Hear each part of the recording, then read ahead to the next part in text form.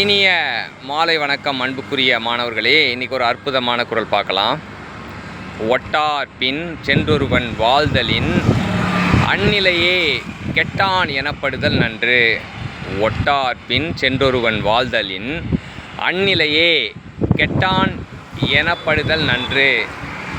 இந்த குறளுக்கான விளக்கம் என்னன்னு பார்த்தீங்கன்னா, ஒட்டார் அப்படின்னா யாருன்னா நம்மளை மதிக்காதவங்க. நம்ம மதிக்காதவங்க கிட்ட போய் நம்ம வாழ்கிறோம் அப்படின்னு சொல்கிறத விட, மதிக்காதவங்க கிட்ட போய் நல்லா வாழ்கிறத விட அவங்கள விட்டு பிரியறதே நல்லது அப்படின்றது தான் இந்த குறளோட விளக்கம்.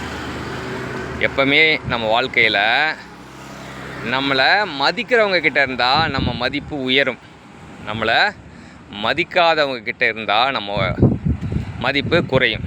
எனவே அன்புக்குரிய மாணவர்களே, நாம் நம்மை மதிக்காதவரிடம் சென்று வாழக்கூடாது. அதைவிட அவர்களை பிரிந்திருந்து வாழ்வதே சிறந்தது.